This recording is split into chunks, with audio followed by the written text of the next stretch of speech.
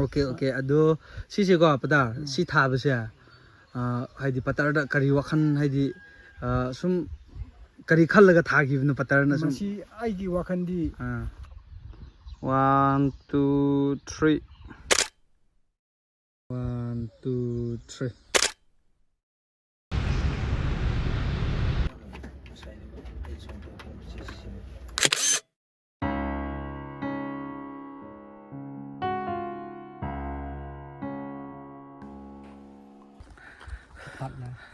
Hi ma'am,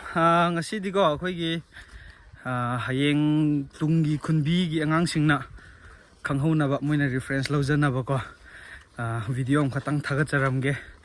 hadi ko na gi angangsingna kangho na ba ko ako'y khunda khongnang yam phajaba ani adumai leye ba ko adi khongnang do kanana thagi bano du kadai da thagi bano haibado ai adugi ucharake handu ga yawnai ucharake aduga magi photo fajaba ama kapaga frame challaga su gift tawbige bako ngasi se 30k yobugi giveaway oirasu yare ado ma'am video makha tana dum yengsi ko ai hando kauthoga handu ga pulap yawna chatlaga adumai tarke adu question kai no khra so adum hangake gailai yore koko ga ai ne koi gi bai ga patar patar Ara chimra Patar Kuku soy so lorang ground photo soy nungar hanyu kap thungul gas ado biso photo ki antu yaw antu nang antu jam thudwa as keno paya toler me ko sar don angkai yun khori go hai sai do khwa dawri ni na na khoina pot ama keno singi bne ba handa adu sahan ge tawbagini do horen ahan gi khoi gi wa gi keno khra su ulake saba kai ga aya hora ge so nim mursum ro ga ai bursum lo ma photo ka bi khoro ya phik ngo kha bursum na lai nung re hedin heju bursum la daru remote kya or me bursum ya nya wa ninga pha lai thung do bi ri so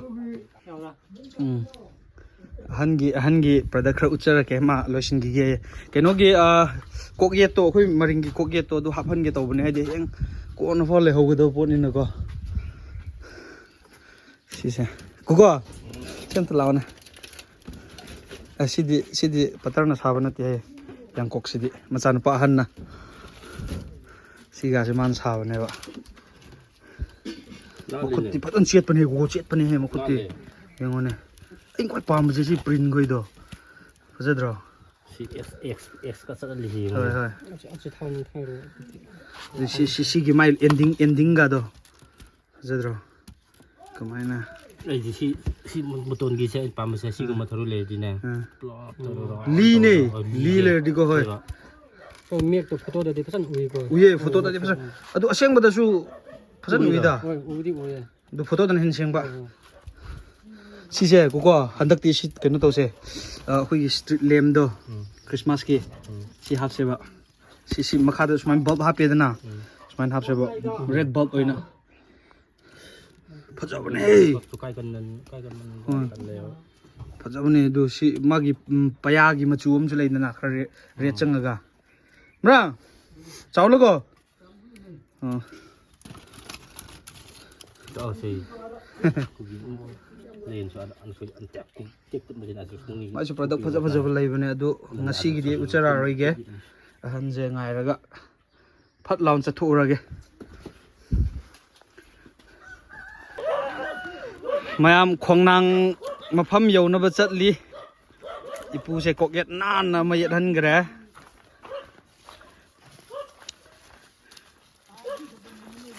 ahan na sumaina siu mo khalon leibse yam china thagan ngani de thumukumba kai ga sabani na art yam ngaujabado art ngau bai sidum prakriti nung sile ramado ne ba art ko prakriti se mari yam lei nei ne ha ko art ka nature se ha man tha ba se khongnang se horen ai question kha to jar ke kyam tha gram ne do mayam yoga do re ko adu ai yor ga uchara ge mayam khongnang mu phom yor re ko as ku fa jam to ra ne si sahi kya surage aduga ꯀꯔꯝ ꯀꯥꯟ ꯊꯥꯈꯤꯕꯅꯣ ꯈꯣꯠꯈꯤꯕꯅꯣ ꯑꯩ details ꯑꯣꯏꯅ ꯏꯄꯨꯗ ꯍꯪꯖꯔꯛꯑꯒꯦ ꯃꯌꯥꯝ ꯑꯩ ꯈꯣꯡꯅꯥꯡꯁꯦ ꯚꯥꯠ ꯂꯥꯎꯟ ꯎꯠꯆꯔꯛꯑꯒꯦꯀꯣ ꯃꯌꯥꯝꯁꯤꯗ ꯑꯩꯈꯣꯏ ꯈꯨꯟꯒꯤ hall ꯂꯩꯔꯦꯀꯣ ꯁꯤꯗ ꯖꯔ ꯁꯤ ꯂꯩꯔꯦ ꯈꯣꯡꯅꯥꯡꯁꯦ ꯌꯥꯝ ꯀꯟꯅ ꯆꯥꯎꯗ꯭ꯔꯤꯕ ꯈꯨꯐꯖ ꯑꯃ ꯇꯧꯔꯦꯕ ꯃꯁꯥ ꯃꯔꯦꯡ ꯐꯟꯗꯣꯛꯄꯒꯁꯤꯀꯣ ꯃꯈꯥꯗ ꯐꯖꯅ ꯄꯣꯊꯥꯕ ꯌꯥꯕꯒꯤ ꯃꯑꯣꯡꯗꯅꯦꯕ ꯑꯁ ꯐꯖꯅ ꯄꯣꯁ ꯇꯥꯔꯦ ꯑꯗꯣ ꯁꯤꯁꯦ ꯍꯧꯖꯤꯛ ꯅꯨꯃꯤꯠꯁꯦ ꯁꯣꯝ ꯅꯥꯀꯟ ꯂꯩꯕꯅꯤꯅꯀꯣ ꯅꯨꯃꯤꯠꯁꯦ ꯍꯧꯖꯤꯛ ꯁꯣꯝ ꯅꯥꯀꯟ ꯂꯩꯔꯤꯕ ꯑꯗꯨꯒꯤ ꯚ꯭ꯌꯨ ꯀꯩꯅꯣꯁꯦ ꯃꯆꯨꯁꯦ ꯌꯥꯝ ꯀꯟꯅ ꯐꯖꯅ ꯇꯥꯎꯕ ꯌꯥꯗꯦ ꯁꯤ ꯂꯩꯔꯦ ꯑꯗꯣ ꯁꯤꯁꯦ ꯏꯄꯨꯒ ꯌꯥꯎꯅ ꯐꯣꯇꯣ ꯑꯃ ꯀꯥꯞꯄꯒ ꯐ꯭ꯔꯦꯝ ꯐꯖꯅ ꯆꯜꯂꯒ ꯃꯥꯒꯤꯁꯨ ꯃꯦꯃꯣꯔꯤ ꯑꯣꯏꯖꯅꯕ ꯑꯩꯒꯤꯁꯨ ꯕ꯭ꯂꯣꯛ ꯑꯣꯏꯅ ꯍꯌꯦꯡ ꯈꯨꯟꯕꯤꯒꯤ ꯑꯉꯥꯡꯁꯤꯡꯅ ꯀꯣꯟꯅ ꯀꯅꯥꯅ ꯊꯥꯈꯤꯕꯅꯣ ꯈꯣꯠꯄꯅꯣ ꯑꯗꯨ ꯈꯪꯅꯕꯀꯣ ꯃꯌꯥꯝꯁꯦ ꯏꯄꯨꯁꯦ ꯑꯩ ꯑꯗꯨꯝ ꯏꯟꯇ꯭ꯔꯣꯗ꯭ꯌꯨꯁꯁꯨ ꯇꯧꯍꯟꯖꯔꯛꯀꯦ ꯑꯗꯨꯒ ꯀꯔꯝ ꯀꯥꯟ ꯊꯥꯈꯤꯕꯅꯣ ꯀꯃꯥꯏꯅ ꯇꯧꯔ ꯑꯗꯨꯒꯤ ꯃꯇꯥꯡꯗꯁꯨ ꯈꯤꯇꯪ ꯍꯪꯖꯔꯛꯀꯦ ꯄꯇꯔ ꯅꯪꯒꯤ ꯃꯤꯡꯗꯣ ꯀꯃꯥꯏꯅ ꯍꯥꯏꯕ ꯀꯣꯅꯥꯏ ꯀꯣ ꯆꯔꯪꯉꯥ ꯀꯣꯅꯥꯏ ꯀꯣ ꯑꯗꯣ ꯄꯇꯔ ꯁꯤꯁꯦ ꯊꯥꯈꯤꯕꯁꯦ ꯆꯍꯤ ꯀꯌꯥ ꯁꯨꯔꯦ ꯃꯁꯤ ꯊꯥꯈꯤꯕꯗꯣ ꯁꯣꯛꯄꯗꯤ ꯑꯥꯗ ꯂꯩꯈ꯭ꯔꯦ ꯑꯗꯨ ꯚꯥꯏꯞꯅꯗꯤ ꯄꯨꯕ ꯉꯝꯗꯦ ꯆꯍꯤ ꯀꯌꯥꯃꯨꯛꯇꯤ ꯁꯨꯔꯦ ꯃꯁꯤ ꯊꯥꯕꯁꯤ ꯆꯍꯤ 10ꯗꯤ ꯈꯔ ꯍꯦꯜꯂꯦ ꯆꯍꯤ 10ꯗꯤ ꯈꯤꯇꯪ ꯍꯦꯟꯈ꯭ꯔꯦꯕꯀꯣ ꯑꯣꯀꯦ ꯑꯗꯣ ꯁꯤꯁꯦ ꯀꯩꯅꯣꯗꯒꯤ ꯆꯥꯔꯥꯗꯒꯤ ꯊꯥꯕ꯭ꯔꯣ ꯅꯠꯇ꯭ꯔꯒꯅ ꯆꯥꯔꯥ ꯑꯣꯏꯅ ꯁꯦꯝꯂꯒ ꯆꯥꯔꯥ ꯑꯣꯏꯅ ꯁꯦꯝꯂꯒ ꯃꯁꯥꯗꯒꯤ ꯊꯥꯕꯁꯨ ꯌꯥꯏꯀꯣ ꯁꯤꯒꯨꯝꯕꯁꯦ ꯃꯁꯥꯗꯒꯤ ꯁꯤ ꯎꯁꯥ ꯂꯧꯔꯒ ꯊꯥꯕꯁꯨ ꯌꯥꯏ ꯀꯛꯂꯒ ꯑꯣꯀꯦ ꯑꯗꯣ ꯁꯤꯁꯦꯀꯣ ꯄꯇꯥꯔ ꯁꯤ ꯊꯥꯕꯁꯦ ꯍꯥꯏꯗꯤ ꯄꯇꯔꯗ ꯀꯔꯤ ꯋꯥꯈꯜ ꯍꯥꯏꯗꯤ ꯁꯨꯝ ꯀꯔꯤ ꯈꯜꯂꯒ ꯊꯥꯈꯤꯕꯅꯣ ꯄꯇꯔꯅ ꯁꯨꯝ ꯃꯁꯤ ꯑꯩꯒꯤ ꯋꯥꯈꯜꯗꯤ ꯑꯩꯅ ꯁꯤꯈ꯭ꯔꯕ ꯃꯇꯨꯡꯗ ꯏꯁꯨ ꯏꯆꯥ ꯑꯩꯒꯤ ꯃꯦꯃꯣꯔꯤ ꯃꯁꯤ ꯄꯇꯔ ꯀꯣꯅꯥꯏꯅ ꯊꯥꯏ ꯍꯥꯏꯅ ꯁꯛ ꯈꯪꯅꯤꯡꯉꯥꯏ ꯑꯗꯨꯒ ꯁꯤꯗꯒꯤ ꯄꯥꯕ꯭ꯂꯤꯛ ꯍꯣꯜ ꯑꯆꯧꯕ ꯑꯃꯁꯨ ꯂꯩꯌꯦ ꯑꯗꯨ ꯃꯅꯥꯛꯇ ꯃꯁꯤ ꯃꯦꯃꯣꯔꯤ ꯑꯣꯏꯅꯉꯥꯏ ꯊꯥꯒꯦ ꯍꯥꯏꯅ ꯑꯩꯅ ꯊꯥꯔꯛꯄꯅꯤ ꯑꯣꯀꯦ ꯌꯥꯝ ꯐꯖꯕ ꯋꯥꯈꯜꯂꯣꯟꯅꯦ ꯍꯥꯏꯗꯤ ꯀꯣꯟꯅ ꯍꯌꯦꯡ ꯅꯁꯨ ꯈꯣꯏꯅꯁꯨ ꯁꯤꯁꯦ ꯏꯄꯨꯅ ꯊꯥꯔꯝꯕꯅꯤ ꯈꯣꯠꯄꯅꯤ ꯍꯥꯏꯕꯗꯨ ꯈꯪꯅꯕꯒꯤꯗꯃꯛꯇꯀꯣ ꯑꯣꯀꯦ ꯑꯗꯣ ꯍꯌꯦꯡ ꯅꯁꯨ ꯈꯣꯏꯅꯁꯨ ꯉꯝꯃꯗꯤꯀꯣ ꯑꯩꯈꯣꯏꯅꯁꯨ ꯉꯝꯃꯗꯤ ꯇꯧꯒꯦꯅꯁꯨ ꯈꯜꯂꯦ ꯁꯤꯗ ꯄꯇꯔꯒꯤ ꯃꯤꯡ ꯍꯛꯑꯒ ꯅꯦꯝꯄ꯭ꯂꯦꯠ ꯃꯆꯥꯗ ꯑꯣꯏꯔꯁꯨ ꯑꯩꯈꯣꯏ ꯍꯥꯞꯄ ꯉꯝꯕ ꯑꯣꯏꯖꯒꯦꯕꯀꯣ ꯑꯗꯨ ꯄꯇꯔ ꯁꯤꯁꯨ ꯄꯇꯔꯅ ꯊꯥꯏ ꯍꯥꯏꯅꯤꯀோ ꯒ꯭ꯔꯥꯎꯟꯗꯁꯨ ꯑꯃ ꯊꯥꯏ ꯒ꯭ꯔꯥꯎꯟꯗꯁꯨ ꯀꯣ ꯑꯗꯣ ꯁꯤꯒꯤꯁꯦ ꯃꯌꯥꯝ ꯁꯅꯥ ꯈꯣꯡꯅꯥꯡꯅꯦ ꯄꯇꯔ ꯑꯗꯣ ꯁꯤꯁꯦꯀꯣ ꯈꯤꯇꯪꯗꯤ ꯅꯛꯈ꯭ꯔ ꯃꯥꯜꯂꯦꯀꯣ ꯑꯗꯣ ꯁꯤꯁꯦ ꯐꯨꯛꯑꯒ ꯑꯇꯣꯞꯄꯗ ꯊꯥꯕ ꯌꯥꯏ ꯍꯌꯦꯡ ꯁꯤꯔꯣꯏꯗ꯭ꯔꯥ ꯁꯤꯔꯣꯏ ꯇꯥꯟꯖ ꯆꯥꯕ ꯀꯥꯟꯗ ꯐꯨꯛꯂꯒ ꯊꯥꯕ ꯌꯥꯏ ꯑꯣꯀꯦ ꯑꯗꯣ ꯑꯩꯒꯤ ꯋꯥꯈꯜꯁꯤ ꯑꯩꯅ ꯁꯤꯔꯕꯁꯨ ꯑꯩꯅ ꯑꯦꯔꯤꯕ ꯁꯣꯛꯀ ꯑꯗꯨꯒ ꯅꯨꯡ ꯑꯃ ꯇꯧꯔꯒ ꯏꯁꯨ ꯏꯆꯥꯒꯤ ꯑꯃ ꯑꯩꯒꯤ ꯃꯦꯃꯣꯔꯤ ꯑꯣꯏꯅ ꯑꯃ ꯌꯨꯡꯒꯦ ꯍꯥꯏꯅꯗꯤ ꯈꯜꯂꯦ ꯑꯣꯀꯦ ꯃꯦꯃꯣꯔꯤ ꯑꯣꯏꯅꯀꯣ ꯑꯣꯀꯦ ꯑꯗꯣ ꯄꯇꯔꯅ ꯑꯇꯣꯞꯄ ꯎ ꯀꯗꯥꯏꯗ ꯊꯥꯈꯤꯕꯁꯨ ꯂꯩꯈ꯭ꯔꯕ꯭ꯔꯥ ꯑꯇꯣꯞꯄ ꯁꯤ ꯑꯁ ꯊꯥꯈ꯭ꯔꯦ ꯑꯩꯅ ꯊꯥꯕꯁꯤ ꯁꯤ ꯈꯣꯡꯅꯥꯡꯁꯤ ꯎ ꯄꯥꯝꯕꯤ 1 2 3 4 5 6 ꯁꯣꯝꯗ 2 ꯊꯥꯈ꯭ꯔꯦ ꯑꯩꯈꯣꯏꯅ ꯁꯟ ꯁꯦꯟꯐꯝꯗ ꯁꯪꯒꯣꯜ ꯃꯅꯥꯛꯇ ꯄꯥꯝꯕꯤ 2ꯁꯨ ꯊꯥꯈ꯭ꯔꯦ ꯑꯗꯨꯒ ꯁꯣꯝꯗ ꯀꯩꯅꯣꯒꯤ ꯇꯨꯂꯣꯡꯐꯩ ꯂꯣꯝ ꯀꯨꯝꯕ ꯃꯐꯝꯗ ꯑꯩꯈꯣꯏꯅ ꯆꯥꯔꯁꯤꯒꯤ ꯍꯩ ꯐꯥꯝꯒꯤ ꯃꯊꯛꯇ ꯑꯇꯣꯡꯕꯗꯒꯤꯗꯨ ꯑꯗꯨꯁꯨ ꯑꯩꯅ ꯊꯥꯕꯅꯤ ꯆꯔꯆꯀꯤ ꯍꯩ ꯆꯪꯐꯝ ꯃꯅꯥꯛꯇ ꯂꯩꯕ ꯑꯇꯣꯡꯕꯩꯗꯣ ꯑꯗꯨꯁꯨ ꯑꯩꯅ ꯊꯥꯕꯅꯤ ꯑꯣꯀꯦ ꯑꯗꯨꯒ ꯁꯤꯗꯒꯤ ꯑꯩꯈꯣꯏꯒꯤ ꯄ꯭ꯔꯦꯁꯤꯗꯦꯟꯒꯤ ꯃꯥꯅ ꯑꯥꯗ ꯏꯪꯈꯣꯜ ꯑꯃ ꯇꯧꯔꯤꯕ ꯃꯅꯥꯛꯇꯨꯗꯁꯨ ꯃꯈꯥꯗ ꯃꯗꯨꯗꯤ ꯈꯤꯇꯪ ꯆꯥꯎꯗ꯭ꯔꯤ ꯁꯤꯒꯤ ꯆꯥꯡ ꯑꯣꯏꯔꯦ ꯑꯃꯨꯛ ꯃꯩꯅ ꯆꯥꯛꯄ ꯑꯃꯨꯛ ꯃꯤꯅ ꯌꯥꯟꯕꯤꯕ ꯇꯧꯕꯗꯒꯤ ꯆꯥꯎꯗ꯭ꯔꯤ ꯑꯗꯣ ꯁꯣꯝꯗꯒꯤ ꯇꯝꯄꯥꯛ ꯃꯅꯥꯛꯇꯒꯤꯗꯨꯁꯨ ꯆꯥꯎꯈ꯭ꯔꯦ ꯁꯤꯒꯨꯝꯕ ꯇꯝꯄꯥꯛ ꯃꯅꯥꯛꯇꯒꯤ ꯇꯝꯄꯥꯛ ꯃꯅꯥꯛꯇ ꯁꯣꯝꯗ ꯑꯩꯈꯣꯏꯒꯤ ꯍꯥꯟꯅ ꯑꯩꯈꯣꯏꯅ ꯆꯤꯡꯂꯧ ꯎꯔꯤꯕ ꯃꯐꯝꯗꯨꯗ ꯑꯣꯀꯦ ꯑꯗꯨ ꯂꯣꯏꯅꯗꯤ ꯍꯤꯡꯉꯤꯕ ꯍꯤꯡꯕꯅꯤ ꯂꯣꯏꯅ ꯑꯗꯣ ꯍꯩꯅꯧ ꯄꯥꯝꯕꯤꯁꯤ ꯑꯁ ꯌꯥꯝꯈ꯭ꯔꯦ ꯍꯩꯅꯧ ꯄꯥꯝꯕꯤꯁꯤ 10 ꯍꯦꯟꯈ꯭ꯔꯦ ꯑꯗꯨ ꯂꯣꯏꯅ ꯍꯧꯕ꯭ꯔꯥ ꯂꯣꯏꯅ ꯍꯧꯕꯅꯤ ꯂꯧꯐꯝꯗ ꯑꯩꯅ ꯂꯧ ꯎꯔꯤꯕ ꯃꯐꯝꯗ ꯑꯗꯨꯝ ꯊꯥꯔꯛꯄ ꯁꯣꯝꯒꯤ ꯃꯥꯏꯀꯩꯗ ꯅꯣꯡꯄꯣꯛꯂꯣꯝꯗ ꯑꯣꯀꯦ ꯑꯗꯨ ꯈꯣꯡꯅꯥꯡ ꯊꯥꯔꯦ ꯍꯩꯅꯧ ꯊꯥꯔꯦ ꯑꯇꯣꯞꯄ ꯎꯗꯤ ꯀꯩꯗꯤ ꯊꯥꯏ ꯑꯇꯣꯞꯄꯁꯤ ꯎꯌꯨꯡꯁꯨ ꯊꯥꯈ꯭ꯔꯦ ꯎꯌꯨꯡꯁꯨ ꯍꯧꯖꯤꯛꯀꯤ ꯈꯨꯟꯅ ꯎꯀꯣꯟ ꯑꯣꯏꯕꯁꯨ ꯌꯥꯎꯈ꯭ꯔꯦ ꯑꯣꯏꯗꯕꯁꯨ ꯌꯥꯎꯔꯤ ꯎꯌꯨꯡꯁꯨ ꯊꯥꯈ꯭ꯔꯦ ꯑꯗꯨꯒ ꯑꯩꯅ ꯊꯥꯔꯤꯕ ꯃꯐꯝꯁꯤ ꯈꯨꯟꯅ ꯎꯀꯣꯟꯒꯤ ꯆꯍꯤ 2ꯔꯛ ꯌꯣꯟꯕ ꯃꯐꯝꯁꯨ ꯂꯩꯈ꯭ꯔꯦ ꯑꯩꯅ ꯎꯌꯨꯡ ꯊꯥꯕ ꯃꯐꯝꯗꯣ ꯑꯣꯀꯦ ꯑꯗꯣ ꯀꯩꯅꯣ ꯀꯨꯝꯁꯤꯒꯤ ꯅꯣꯡꯖꯨ ꯊꯥ ꯂꯥꯛꯑꯗꯤ ꯊꯥꯒꯦꯅ ꯄ꯭ꯂꯥꯟꯗꯤ ꯂꯩꯕ꯭ꯔꯥ ꯂꯩꯌꯦ ꯅꯣꯡꯖꯨ ꯊꯥ ꯂꯥꯛꯑꯗꯤ ꯈꯔ ꯊꯥꯒꯦꯅ ꯂꯩ ꯑꯣ ꯀꯗꯥꯏꯗ ꯃꯐꯝꯗꯤ ꯀꯗꯥꯏ ꯊꯥꯒꯦ ꯈꯜꯂꯦ ꯊꯥꯐꯝꯁꯤ ꯁꯤ ꯒ꯭ꯔꯥꯎꯟꯗꯁꯨ ꯈꯔ ꯊꯥꯕꯗꯤ ꯌꯥꯈꯤꯒꯗꯧ ꯃꯥꯜꯂꯦ ꯕꯇꯥ ꯌꯥꯒꯅꯤ ꯃꯈꯥꯒꯤꯗꯁꯨ ꯀꯣ ꯆꯥꯔꯥꯁꯤ ꯑꯩꯈꯣꯏꯅ ꯃꯣꯀꯣ ꯍꯥꯏꯅ ꯑꯃ ꯂꯩꯅ ꯍꯣꯏ ꯐꯖꯅ ꯃꯄꯥꯟ ꯁꯥꯠꯄꯗꯣ ꯍꯣꯏ ꯃꯗꯨ ꯆꯥꯔꯥ ꯁꯦꯝꯒꯦꯅ ꯀꯟꯅ ꯍꯣꯠꯅꯔꯦ ꯑꯣꯀꯦ ꯆꯥꯔꯥꯒꯤꯗꯃꯛ ꯑꯩ ꯁꯣꯝꯗ ꯑꯩꯅ ꯊꯥꯔꯤꯕ ꯃꯐꯝꯗꯨꯗ ꯑꯩꯅ ꯊꯥꯔꯤꯕ ꯑꯗꯨꯁꯨ ꯑꯩꯅ ꯊꯥꯕꯅ ꯃꯗꯨ ꯄꯥꯟꯈ꯭ꯔꯦ ꯃꯣꯀꯣꯗꯣ ꯃꯣꯀꯣꯗꯣ ꯁꯣꯝꯗ ꯑꯩꯈꯣꯏ ꯈꯨꯟꯌꯥꯏꯗꯤ ꯌꯥꯝ ꯆꯥꯎꯕ ꯑꯃꯁꯨ ꯂꯩꯌꯦ ꯃꯣꯀꯣꯗꯣ ꯑꯗꯣ ꯄꯇꯔ ꯃꯈꯥꯒꯤ ꯀꯩꯅꯣꯗꯣ ꯑꯃꯨꯛ ꯌꯦꯡꯉꯨꯁꯦ ꯍꯥꯏꯗꯤ ꯈꯣꯡꯅꯥꯡꯗꯣ ꯀꯌꯥꯝ ꯆꯥꯎꯔꯦ ꯍꯥꯏꯕꯗꯣ ꯑꯃꯨꯛꯀ ꯌꯦꯡꯉꯨꯁꯤꯀꯣ ꯑꯣꯀꯦ ꯃꯈꯥꯒꯤꯗꯣ ꯑꯃꯨꯛ ꯌꯦꯡꯉꯨꯒꯦ ꯃꯌꯥꯝ ꯁꯣꯝ ꯃꯈꯥꯗꯅ ꯑꯩꯈꯣꯏꯒꯤ ꯈꯨꯟꯕꯤꯒꯤ ꯒ꯭ꯔꯥꯎꯟ ꯂꯩꯌꯦꯕꯀꯣ ꯐꯨꯠꯕꯣꯜ ꯒ꯭ꯔꯥꯎꯟ ꯑꯗꯣ ꯁꯣꯝꯗꯁꯨ ꯏꯄꯨꯅ ꯊꯥꯕ ꯈꯣꯡꯅꯥꯡ ꯂꯩꯕꯅꯦꯕ ꯑꯗꯨꯗꯣ ꯀꯌꯥꯝ ꯆꯥꯎꯔꯦ ꯌꯦꯡꯉꯨꯔꯁꯤ ꯃꯌꯥꯝ ꯌꯧꯔꯦ ꯁꯤꯅꯦ ꯑꯩꯈꯣꯏ ꯈꯨꯟꯕꯤꯒꯤ ꯒ꯭ꯔꯥꯎꯟ ꯁꯤꯁꯤꯅ ꯑꯗꯣ ꯃꯐꯝꯗꯣ ꯌꯦꯡꯉꯨꯔꯁꯤꯀꯣ ꯀꯌꯥꯝ ꯆꯥꯎꯔꯦ ꯍꯥꯏꯕꯗꯣ ꯑꯗꯨ ꯃꯌꯥꯝ ꯁꯤꯒꯤꯁꯦ ꯆꯥꯎ ꯊꯣꯏꯕ ꯅꯥꯏꯗ꯭ꯔꯦ ꯍꯥꯏꯗꯤ ꯑꯩꯈꯣꯏ ꯁꯟꯁꯦ ꯑꯗꯨꯝ ꯄꯨꯟꯁꯤꯜꯂ ꯂꯩꯕ ꯁꯤꯗꯀꯣ ꯃꯤ ꯑꯃ ꯂꯥꯛꯑꯁꯨ ꯄꯨꯟꯁꯤꯟꯅꯤ ꯑꯃ ꯂꯥꯛꯑꯁꯨ ꯄꯨꯟꯁꯤꯟꯅꯤ ꯑꯗꯨꯒꯤ ꯑꯗꯨꯝ ꯁꯟꯅ ꯆꯤꯡꯕꯗꯀꯣ ꯆꯥꯎꯕ ꯊꯣꯏꯗ꯭ꯔꯦꯕ ꯑꯗꯨ ꯌꯦꯡꯉꯣ ꯕꯗꯔ ꯁꯤꯒꯤꯁꯦ ꯃꯊꯛꯀꯤ ꯈꯣꯡꯅꯥꯡꯗꯨꯒ ꯊꯥꯃꯤꯟꯅꯕ꯭ꯔꯥ ꯃꯇꯝ ꯆꯞ ꯆꯥꯅ ꯁꯤꯅ ꯀꯣꯟꯅ ꯊꯥꯕ ꯑꯣꯀꯦ ꯁꯟ ꯄꯨꯟꯁꯤꯟꯈꯤꯕꯒꯤꯀோ ꯆꯥꯎꯕ ꯊꯣꯏꯗ꯭ꯔꯦꯕ ꯁꯤꯁꯦ ꯄꯇꯔ ꯁꯤꯁꯦ ꯑꯥꯗꯁꯨ ꯑꯃ ꯊꯥꯕ ꯌꯥꯈꯤꯅꯤ ꯑꯥꯒꯤ ꯀꯣꯅꯔꯗꯀꯣ ꯑꯥꯒꯤ ꯀꯣꯅꯔꯗ ꯊꯥꯕ ꯌꯥꯈꯤꯅꯤꯕ ꯁꯤꯁꯦ ꯑꯗꯨꯒ ꯃꯌꯥꯝ ꯁꯤꯒꯤꯁꯤꯅꯀꯣ ꯑꯩꯈꯣꯏꯒꯤ ꯑꯩꯈꯣꯏ ꯀꯥꯡꯕꯨꯅ ꯊꯥꯈꯤꯕꯗꯨꯅꯤ ꯁꯤ ꯐꯅꯌꯥꯝ ꯆꯥꯎꯔꯦ ꯌꯦꯡꯉꯣ ꯑꯁ ꯐꯖꯔꯦꯍꯦ ꯁꯤ ꯃꯌꯥꯝ ꯑꯩꯈꯣꯏꯅ ꯊꯥꯈꯤꯕꯗꯣ ꯁꯤꯒꯤ ꯚ꯭ꯂꯣꯛ ꯇꯧꯔꯀꯥꯟꯗ ꯑꯩ ꯌꯨꯇ꯭ꯌꯨꯕ ꯍꯧꯔꯛꯄꯗ ꯉꯥꯏꯔꯤꯕꯀꯣ ꯑꯁ ꯐꯖꯅ ꯆꯥꯎꯔꯦ ꯁꯤꯁꯦ ꯄꯔꯦꯡ ꯁꯥꯟꯅ ꯂꯣꯏ ꯊꯥꯕꯅꯦꯕ ꯁꯤ ꯒ꯭ꯔꯥꯎꯟ ꯃꯇꯥꯏꯒꯤ ꯁꯤꯗ ꯁꯨꯝ ꯂꯩꯔꯦ ꯁꯤꯁꯨ ꯌꯦꯡꯉꯣ ꯁꯤꯁꯨ ꯆꯥꯎꯔꯦ ꯑꯩꯈꯣꯏ ꯀꯥꯡꯕꯨ ꯃꯈꯩꯅ ꯄꯩꯁꯥ ꯈꯥꯏꯅꯔꯒ ꯁ꯭ꯇꯨꯗꯦꯟ ꯌꯨꯅꯤꯌꯟꯒ ꯀꯣꯂꯥꯕꯣꯔꯦꯁꯟ ꯇꯧꯔꯒ ꯊꯥꯈꯤꯕꯅꯦꯕꯀꯣ ꯑꯉꯝꯕ ꯗꯣꯅꯦꯁꯟ ꯁꯤꯁꯨ ꯆꯥꯎꯔꯦ ꯑꯁ ꯐꯖꯅ ꯆꯥꯎꯔꯦꯍꯦ ꯍꯟꯗꯛ ꯅꯣꯡꯖꯨ ꯊꯥꯗꯗꯤ ꯀꯥꯞꯄꯅꯤꯀꯣ ꯑꯁꯤꯒꯤ ꯒꯨꯜꯃꯣꯍꯣꯔꯁꯤꯡꯁꯨ ꯐꯖꯅ ꯆꯥꯎꯍꯧꯔꯦ ꯌꯦꯡꯉꯣ ꯑꯁꯤꯁꯨ ꯋꯥꯡꯉꯦꯍꯦ ꯍꯟꯗꯛꯀꯤ ꯔꯦꯅꯤ ꯁꯤꯖꯟꯗꯗꯤ ꯑꯩꯈꯣꯏꯒꯤ ꯁꯥꯏꯖꯄꯨꯗꯤ ꯌꯧꯔꯛꯑꯅꯤ ꯋꯥꯡꯕꯁꯦ ꯃꯌꯥꯝ ꯁꯤꯁꯤꯅꯀꯣ ꯀꯩꯅꯣꯗꯅꯦ ꯁꯅꯥ ꯈꯣꯡꯅꯥꯡꯅꯦ ꯁꯤꯅ ꯑꯩꯈꯣꯏ ꯉꯁꯥꯏ ꯃꯊꯛꯇ ꯂꯩꯍꯧꯕꯗꯨꯒ ꯃꯥꯟꯅꯗꯦ ꯁꯤꯒꯤꯁꯤꯅ ꯇꯣꯉꯥꯟꯕ ꯈꯣꯡꯅꯥꯡ ꯚꯦꯔꯥꯏꯇꯤ ꯑꯃꯅꯤ ꯑꯗꯨ ꯄꯇꯔ ꯑꯁꯤꯒꯤ ꯍꯟꯗꯛꯀꯤ ꯅꯣꯡꯖꯨ ꯊꯥꯗꯀꯣ ꯑꯁꯤꯗ ꯑꯃ ꯊꯥꯁꯤꯅ ꯑꯩꯈꯣꯏꯒ ꯄꯨꯂꯞ ꯇꯧꯔꯒꯀꯣ ꯑꯗꯨ ꯈꯣꯡꯅꯥꯡꯗꯤ ꯏꯄꯨꯅ ꯄꯤꯕ ꯇꯥꯔꯦ ꯍꯣꯏ ꯅꯤꯌꯣꯝꯗꯣ ꯁꯨꯃꯥꯏꯅ ꯇꯧꯔꯗꯤ 10 ꯍꯦꯟꯅ ꯍꯧꯍꯟꯕ ꯉꯝꯃꯕꯅꯤꯅ ꯅꯤꯌꯣꯝꯗꯤ ꯏꯄꯨꯅ ꯍꯦꯟꯅ ꯈꯪꯉꯝꯃꯅꯦꯕ ꯁꯤꯁꯨ ꯑꯗꯨꯝ ꯆꯥꯎꯔꯅꯤ ꯁꯤ ꯁꯟꯅ ꯅꯩꯕ ꯁꯤꯕ ꯉꯝꯗꯅ ꯍꯧꯒꯠꯂꯛꯑꯕꯅꯦ ꯁꯤ ꯁꯟꯅꯪꯅ ꯁꯤꯕ ꯉꯝꯗꯅ ꯍꯧꯒꯠꯂꯛꯑꯕꯅꯦꯕ ꯃꯌꯥꯝ ꯍꯧꯖꯤꯛꯀꯤ ꯈꯣꯡꯅꯥꯡꯗꯣ ꯊꯥꯕꯒꯤ ꯆꯍꯤꯗꯣ ꯏꯄꯨꯅ ꯆꯦꯗ ꯏꯁꯤꯜꯂꯝꯃꯤ ꯍꯥꯏꯕꯀꯣ ꯑꯗꯨꯒꯤ ꯑꯩꯅ ꯂꯧꯊꯣꯛꯑꯝꯃꯣ ꯑꯗꯨꯗꯣ ꯑꯩ ꯌꯦꯡꯒꯦ ꯍꯥꯏꯅ ꯍꯥꯏꯕꯅꯦꯕ ꯑꯗꯨ ꯃꯥ ꯍꯥꯜꯂꯝꯃꯦ ꯃꯣꯏꯗꯤ ꯂꯥꯏꯔꯤꯛ ꯍꯩꯇꯕꯅꯤ ꯅꯤꯡꯁꯤꯡꯗ꯭ꯔꯦꯕ ꯀꯔꯤ ꯆꯍꯤꯗ ꯊꯥꯈꯤꯕꯅꯣ ꯈꯣꯠꯈꯤꯕꯅꯣ ꯍꯥꯏꯕꯗꯣ ꯍꯨꯃꯥꯡ ꯌꯥꯗ꯭ꯔꯦ ꯑꯗꯨꯒ ꯃꯌꯥꯝ ꯍꯣꯔꯦꯟ ꯑꯦꯁꯦꯝꯕ꯭ꯂꯤ ꯂꯣꯏꯔꯒ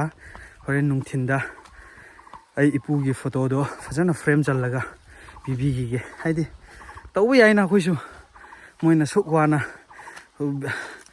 ꯚꯤꯖꯟꯁꯨ ꯌꯥꯝ ꯁꯥꯡꯅ ꯌꯦꯡꯉꯒ ꯃꯆꯥ ꯃꯁꯨꯒꯤ ꯀꯣꯟꯅꯒꯤ ꯃꯦꯃꯣꯔꯤ ꯑꯣꯏꯅꯕ ꯅꯤꯡꯁꯤꯡꯍꯧꯅꯕ ꯏꯄꯨꯅ ꯊꯥꯕꯅꯦ ꯈꯪꯅꯕ ꯊꯥꯕꯤꯔꯝꯃꯤꯅꯦ ꯍꯥꯏꯕꯗꯣ ꯑꯗꯨꯗꯁꯨ ꯅꯠꯇꯅ ꯑꯩꯈꯣꯏ ꯁꯣꯁꯥꯏꯇꯤꯗꯁꯨ ꯌꯥꯝ ꯀꯥꯟꯅꯩ ꯏꯟꯚꯥꯏꯔꯣꯟꯃꯦꯟꯗꯁꯨ ꯌꯥꯝ ꯀꯥꯟꯅꯩ ꯑꯗꯨ ꯌꯥꯝ ꯁꯥꯡꯅ ꯈꯜꯂꯒ ꯊꯕꯛꯇ ꯇꯧꯕꯤꯔꯛꯑꯕꯅꯤ나 ꯐꯣꯇꯣ ꯐ꯭ꯔꯦꯝ ꯃꯆꯥ ꯑꯃꯈꯛꯇꯪ ꯆꯟꯕꯗꯨꯗꯤ ꯃꯁꯣꯏꯒꯤ ꯇꯔꯞꯇꯒꯤ ꯑꯩꯅ ꯇꯧꯖꯔꯒꯦꯅ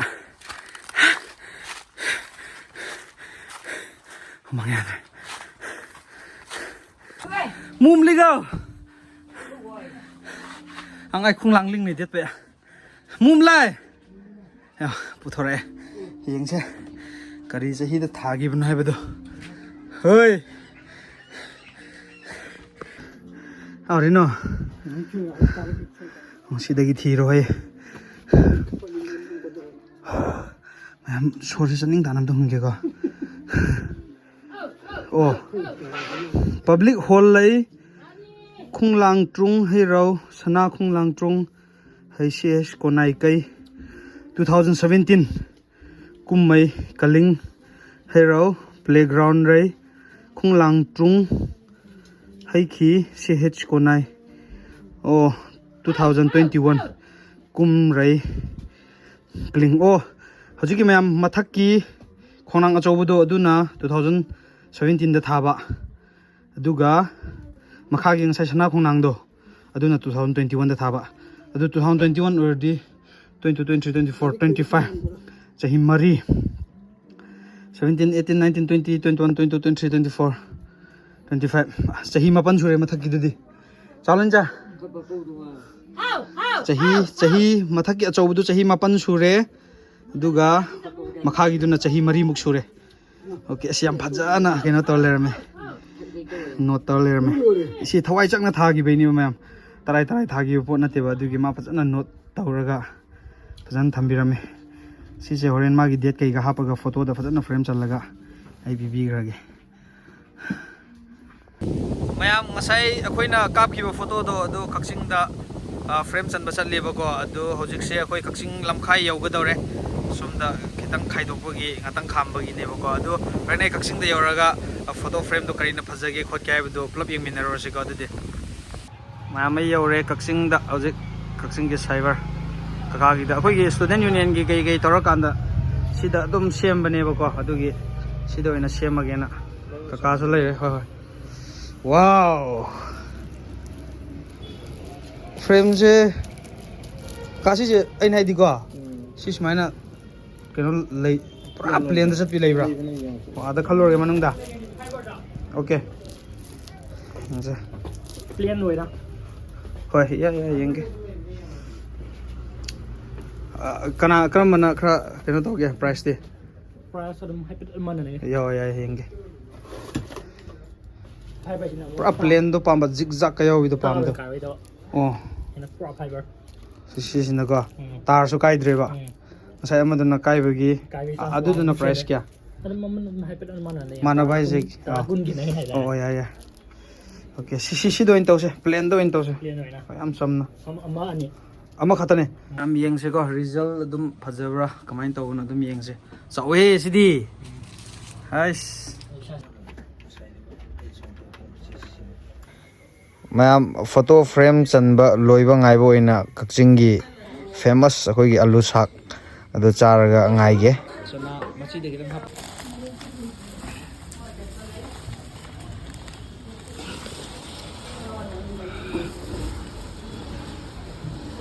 thokle he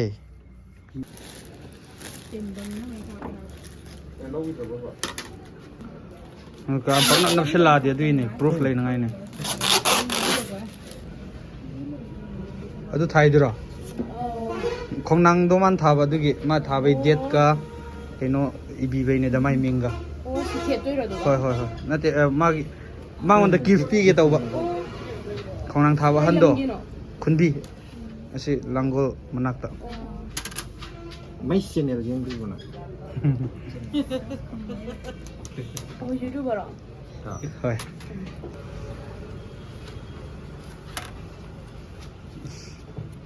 du hap kra di looks ti tongan tar ne ko ka tingna sei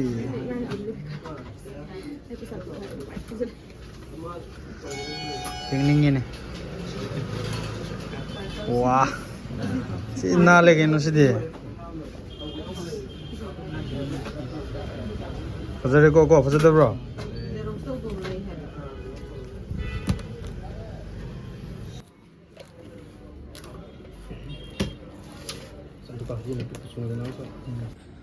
mayam aigi sendan se inau ni padagi mat laga tong mane bako adu mapunsi loire asise ama sin loge number kya no sibo number 8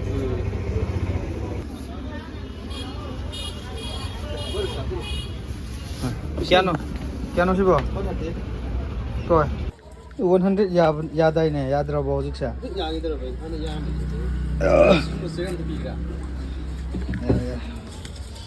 se la sang mai am ji di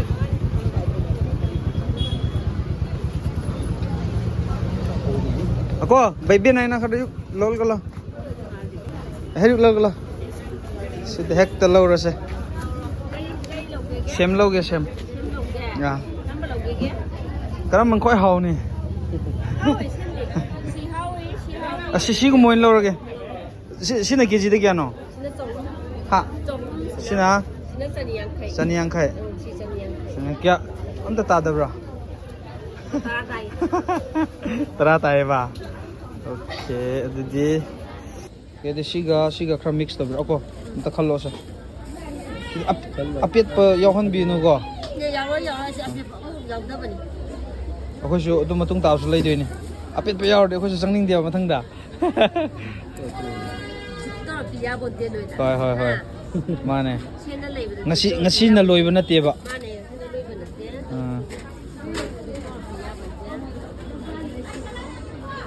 ama to hapsilo hoy